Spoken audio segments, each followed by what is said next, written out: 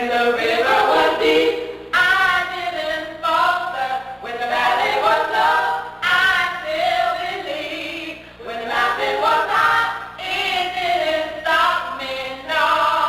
I knew you were waiting, I knew you were waiting for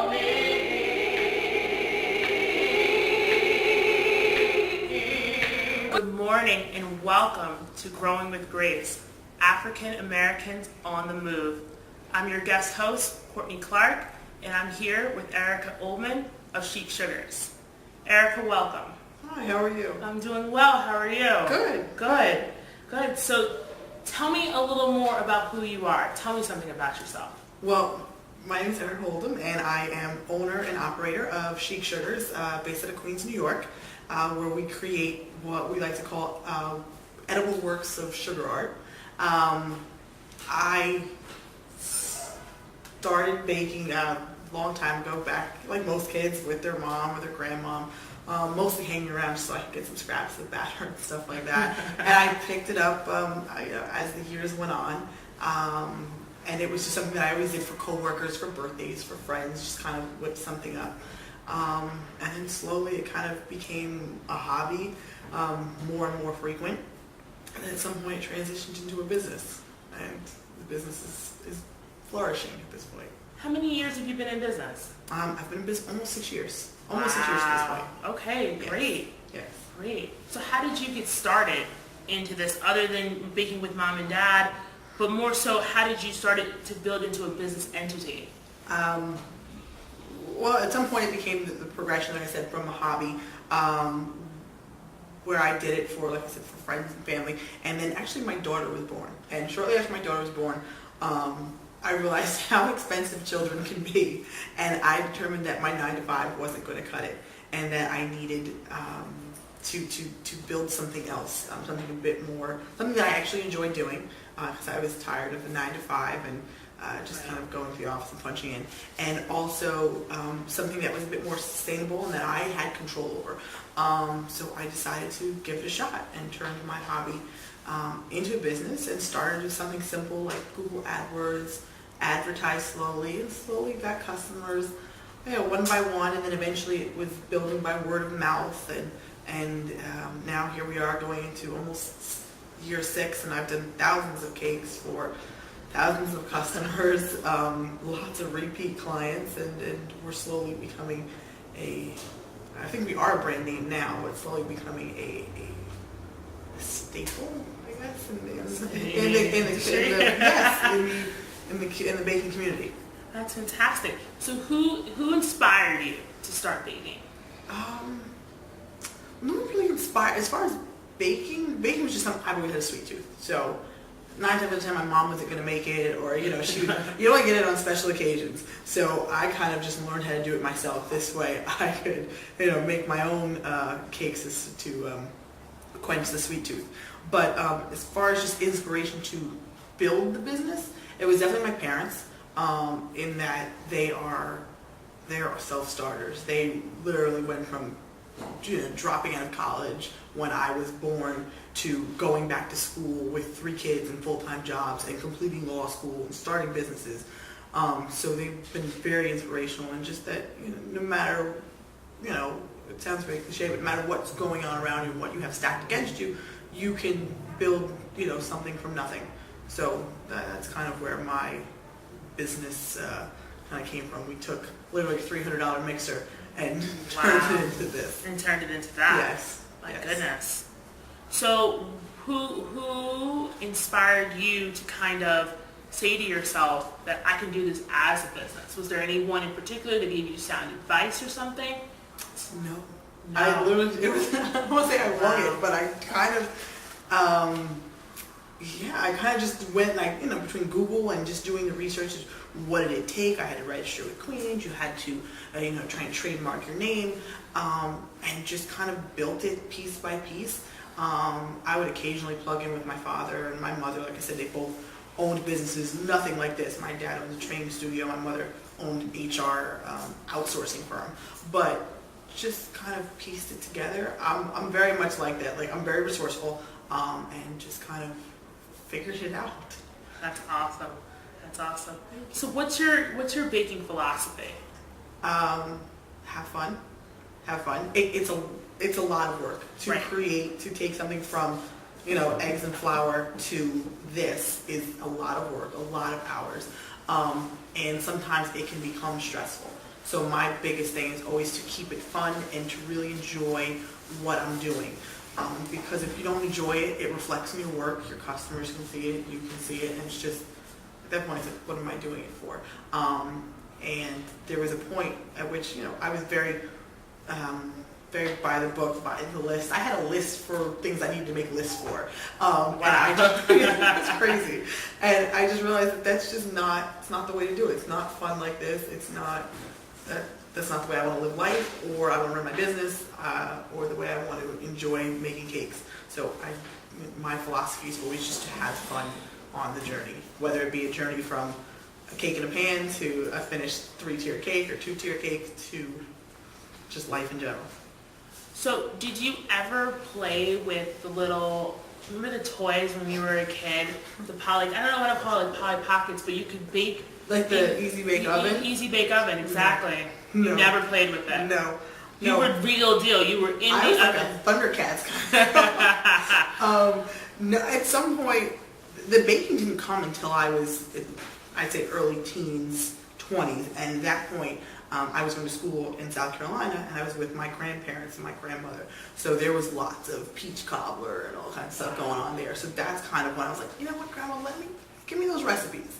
Because, at some point, I feel like I need to carry those on for, just tradition and stuff like that. I want to be able to make them for, at that point I didn't have a daughter, but I want to be able to make them for my, family at some point. So that was kind of when that part started. But before that, back when I was a kid, I was just, like I said, I hung around the kitchen just for scraps. Mom, can I have some batter? Can I have some apples? But it didn't really, the seed wasn't truly planted until I was late teens, early 20s, excuse me. So let me ask you this, pop quiz. Are you an apple pie girl, sweet potato pie girl? Apple pie. Apple pie. I am dessert. Anything with an apple in it, that's my dessert. Literally, we go to a restaurant, Really? and my first question for the server is, any desserts have apples? Because that's my thing. I like to do fruits, but apple pie is my thing. Do you ever make do you make fruit cake for Christmas time? I do lots of sweet potato pie. I do make pies. Part of, when we do open a retail location, there will be pies, of course, for sale. But I do sweet potato pies, pumpkin pies, apple pies. I've even done peach and blueberry cobblers. So different things, but occasionally I do make pies and not always cakes. Wow. So do you feel it's important for people to learn the art of baking, or should we just be a bunch of sample tasters around? I don't feel it's important for everybody, because baking isn't for everyone. There is a science to actually baking. If you add too much baking soda, your whole recipe's thrown, or you add too much of anything, your whole bakery's off. So I don't necessarily think that it's for everyone, but if baking is something that you're passionate about, then it's important that, of course, you learn the fundamentals. Just like with any other passion, whether it's painting or music or whatever it may be that you're passionate about, I just feel that, of course, it's important to learn the fundamentals. This way you can build upon that and then create things that are just that much better. So let's say, for example, you're sitting around your room and you decide you want to make cupcakes for your brother's birthday party. Mm-hmm. What would you advise someone to do? Let's say, for example, myself, who tried to make Teenage Mutant Ninja Turtles cupcakes for a friend's birthday party. Would you tell them to start from scratch if they're brand new, or should they just use the regular box cake? It depends on your comfort level and how daring you're feeling and how much time you have. If you have the time for trial and error, then yes, absolutely go from scratch. And you feel like you really have your hands around a solid recipe and have a grasp on what it requires, then go for it. But if you're in a crunch and you're just looking to make some cupcakes, there's nothing wrong with using a box mix. They can taste just as good. I mean, of course, there's different tastes. everyone has a different palate, but you can get by with a box mix if need be. No one's gonna judge you. No one's gonna judge you. Is it good? Is it sweet? Like no one's gonna judge you, especially if it's your first time. Like you've got to work your way up to it at some point. Right. And again, it's all about your comfort level. So you shouldn't just dive, head first into it because scratch is best. You should do what you're comfortable with. Because at some point, if it becomes stressful and then it's no longer fun, and then it's pointless. Right. Now you said you were a cake artist? Yes. So you're saying that obviously there's a science to baking a cake, but is there a science to actually doing the artistry? It's just what you feel. It's what you feel. Yes. Like I said, I do definitely call myself a cake artist because it's one thing to bake a cake and, you stack it, you slap some frosting on it and call it a day. But to have someone show you their wedding invitation that has all these different components and then pull from that wedding invitation and pull from her dress or whatever the decor is and to create that and translate it to cake, that's a whole nother game that some people can't necessarily grasp. It's a creative thing. You just either have it or you don't kind of thing. So I don't think that's something that can be taught the way baking, that can be taught. You can go to school for it, be a pastry chef and learn the recipes and how the different ingredients interact with each other. But the artistry of it, that's just something that you kind of have or you don't have. So we should just call you. Yes. We should just call on you. Absolutely. So what's your best piece? Like, what was the best thing you made? It was a book cake. It was for a baby shower. Okay. But the mother was an avid reader. She had a lot of books. It was a lot of older books. It was like Tale of Two Cities. She was just big into literature. She'd read lots of books. So either way, we essentially created a stack of cakes, and I drew influence from someone called the Cake Whisperer. She's actually out in Australia. Okay. So it's a small community. We follow each other, and sometimes we draw inspiration from each other. But it was a stack of books. It was 2 books, and then 4 books stacked on top of that with bookends and flowers. So my favorite thing to do when I'm creating a cake is to take something like an inanimate object and make it into cake, but still have it look like that object. Wow. I've actually had people walk up to, I did a Bloomingdale's gift bag with a Louboutin shoebox next to it. And people actually walked up and put their gifts next to the cake because they thought it was the gift table. So stuff like that, that's the cool stuff. But that book cake was probably one of my proudest moments. Wow. Yeah, because it really looked like a stack of books. I actually look back, I was like, I just did that. So every now and again, I kind of I surprise myself. I'm like, I really pulled that off. So that was one of those. So what do you say to little girls out there that say to themselves, I don't know what I want to be when I grow up? What do you tell a little girl? Is that okay? Like, do you say? Of course. I mean, I have a 6-year-old, and she does that a lot. It's, I don't know what I want to be, and trying to figure it out. And you don't have to figure it out right now. I'm 32, and I'm just figuring out over the past years what I want to be. So there's no rush to do it. You have to do what feels right. You have to do what makes you happy.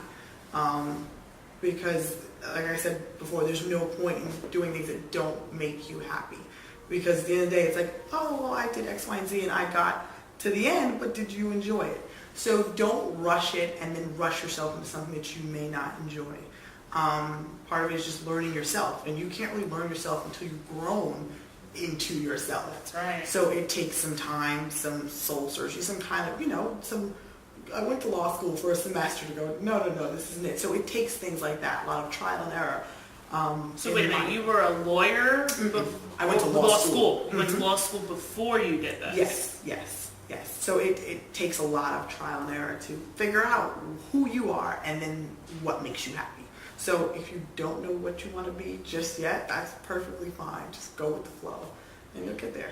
So I gotta know, did you get bit by a bug from the artistry? Because to think that you're gonna go to law school, you take the LSATs, you do all the practice exams, yes. And then you just say, sitting in a class, what class were you in? Torts. Torts. Torts was torture. No, it was just, I started off in a completely different course. I went to business school for about a semester to go, wait a second, I really did want to do criminal justice, or I wanted to major in criminal justice. But at some point, between my mom and my business teacher in high school, I was like, all right, we'll do business. And then I realized this isn't it. So I went to a different school, majored in criminal justice, got my degree in criminal justice. Then I was a social worker because I had a minor in sociology. Wow. So I moved back up north because I went to school in South Carolina. I moved back up north, and I was a social worker.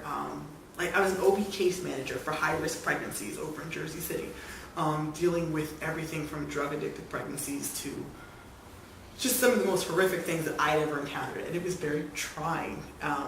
So I decided, it's time to go to law school. So I took the LSAT, went to law school. At some point during law school, I was a bartender. I realized I didn't like law school, and I was wasting tons of money. So I skipped that, and I went into a day job, just kind of like an admin assistant, helping to kind of manage an office. And I was so bored. The 9 to 5 just isn't for me. I found that I was happiest when I was a social worker. I was dealing with people. It was an ever-changing environment. And that's kind of what cakes are for me. I get to deal with tons of people all the time. I get to hear really cool stories. And I get to be a part of a really special day in people's lives. Sometimes bittersweet. I've had a couple of clients who they had a loved one who was ill, and they didn't think they were going to make it to their next birthday. So to make their final birthday cake and make that just that much more special was it's awesome to be able to be a part of those kind of days. So it kind of brought back the social work aspect where I got to have an ever-changing, landscape of cakes and things that were coming up and still deal with people. Wow. So it's kind of come full circle. Well, I admire it. I mean, your work is just phenomenal. Thank you. So I gotta wonder though, who was your worst client? Worst client? I never talk about. No, I love all my clients. We have, I guess, differences, but I'm very upfront about what to expect from me. Right. This is how I operate. This is what I expect from you in exchange for this is what you're going to get from me. So I'm very upfront about that from the beginning, which I think is one of the one of the most popular feedback that I get is that you were very upfront and you got this and I pull no punches. This is what it is. This is what we're gonna do.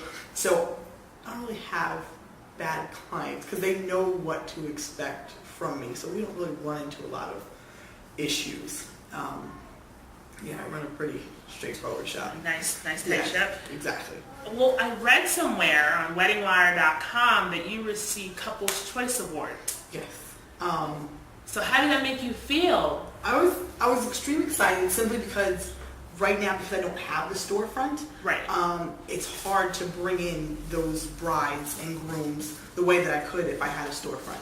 So for the ones that I do get, for them to give me 5 out of 5 stars, it was, I don't want to say I'm surprised because I know I deliver a stellar product and great customer service, but to receive that award among, people who Ron Ben Israel, who's the godfather of cakes, and you've got Ann Heath at Pink Cake Box, or different amazing bakeries who also receive that award. So to be among those, it's really cool, especially simple fact that I'm doing this without a team right now, and I'm doing this not from a storefront where I can knock out 20 cakes in a weekend. So to be among them was pretty cool.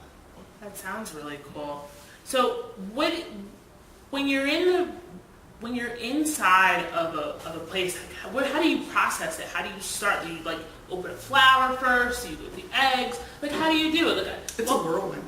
No, if you've ever seen me in the kitchen, I almost dance through the kitchen. It is a whirlwind thing. It's just, I start yanking stuff from everywhere, and it all just kind of comes, but I literally spin move around the kitchen. But of course you start with the cake, but like I tell you, that's not really the fun part. That's let's just get this part. I don't want to say it it's bad, but that's my thing is the artistry. So it's let's get it baked. It's really hot here, let's get it done, and let's get everything cooled so I can start decorating tomorrow. and then that's when the fun begins. Wow, so you have to wait a whole day. Yes, because Okay. fondant is very temperature sensitive, so you want those cakes to be cooled through and through before you start going putting sugar fondant, rolled sugar, which is what fondant is, on a cake, because it will end in disaster. Oh, so Yeah. you've had a trial and error before. Yes.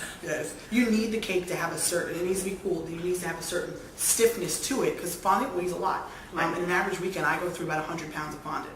So it needs Wow. to, exactly, yeah. So it needs to have, be chilled enough to be able to withstand the weight of fondant. Otherwise, you'll get bulging and it'll start to almost implode. So it needs So it to kind be of chilled. goes, It will, oh wow. yes, the fondant will do that to it. If it's still hot, that's why they have to cool through and through. Now, would you ever do, like, I'm sure you've seen on Food Network, like, would you ever do like a Food Network challenge or anything if you were offered the opportunity? I would. I was actually, they contacted me to do Next Great Baker with Cake Boss. I turned that down simply because it was like 3 weeks out. I'd book out 6 to 8 weeks in advance easily. So for them to contact me 3 weeks before they start shooting, I'm like, I have clients and I'm not going to do that to them. But no, I would definitely love to do a food challenge. That would be cool. Like a cake challenge where you build that 5 foot tall cake. Wow. What would you do if you could do it? I have no idea. It would have, so I don't know. We would definitely have moving parts. Wow. I would definitely want to have moving parts and sugar. You want to showcase all of your best talents. So anything from some structure work, where maybe we build a person. I don't know, because those things, they also go based on what the theme is. Like they'll bring in a very difficult client and you have to create to that client's specifications. But I can only imagine it would be huge. Yeah, because one of the minimum, you have to have it. It has to be at least a minimum of 5 feet tall. Right. So. Have you ever built anything like that before? I built a 2.5 foot tall Minnie Mouse. She was completely 3D Minnie Mouse. That was actually one of my first cakes, and it came out pretty cool. So the fact that like my 20th cake out of the gate was a 2.5 foot tall Minnie Mouse was pretty cool. And then I've also done a cactus cake for a groom's cake. It was a cactus with a man sitting in front of it with like a sombrero on, and that was. You actually have to like go to Home Depot and you get L brackets and PVC pipe and you build a structure to build this cake on. So some do become very intense. Wow. Yeah. That's gotta take what, days? Yeah, that one took about 2 days. Over the course of like 2 days. Wow. Yes. Impressive. Thank you. So, are you in any stores? Like, can I go somewhere and get like a cupcake or something from you? Right now we're actually in Shorty's. Shorty's is a sports bar, an authentic Philly cheesesteak bar here in New York City. They have 4 locations, and they are currently carrying my push pops.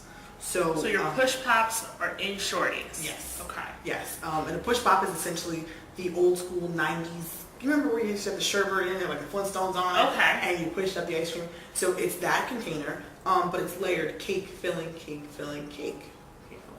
3 layers of cake and filling within that container. So it started off as something that I do for my clients. For all of my desserts are customized, so we do those for their events as party favors or giveaways. I even had some brides do it as that. They didn't want to cut any cake.